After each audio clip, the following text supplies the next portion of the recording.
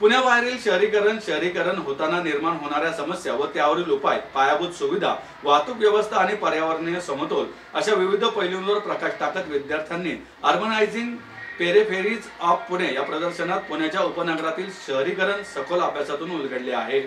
Vivekananda institute of टेक्नॉलॉजीच्या Padma Bhushan doctor Vasantdada Patil college of आर्किटेक्चरच्या वतीनं अंडरस्टँडिंग अर्बनायझिंग पेरिफेरीज ऑफ पुणे या विशेष प्रदर्शनाचं आयोजन यशवंतराव चव्हाण कला दालन येथे करण्यात आले। या प्रदर्शनाचे उद्घाटन विवेकानंद इन्स्टिट्यूट ऑफ टेक्नॉलॉजीचे चेअरमन ॲडव्होकेट अभय छाजेड, सचिव जितेंद्र पितळिया आणि संचालक प्रसन्न देसाई यांच्या उपस्थितीत करण्यात आले।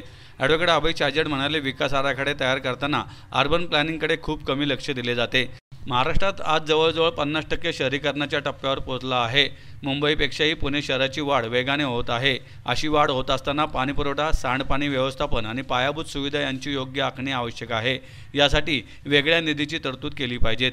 पुण्याच्या परिघीय शहरीकरणाचा सखोल अभ्यास विवेकानंद इन्स्टिट्यूट ऑफ टेक्नॉलॉजीच्या Padma Bhushan doctor Vasantdada Patil college of आर्किटेक्चरमधील 4थ्या वर्षाच्या विद्यार्थ्यांनी अर्बन डिझाईन अभ्यासक्रमांतर्गत विविध अभ्यास प्रकल्प सादर केले आहेत। प्राध्यापक ऋषिकेश आष्टेकर, देवेंद्र देशपांडे, गरिमा बुरागोहन, गुंजन महेश्वरी व मीनाक्षी सरावगी यांनी विद्यार्थ्यांना मार्गदर्शन केले। तसेच महाविद्यालयाचे संचालक आर्किटेक्ट प्रसन्न देसाई व समन्वयक आर्किटेक्ट शेखर गरुड यांनी या उपक्रमात महत्त्वाची भूमिका बजावली।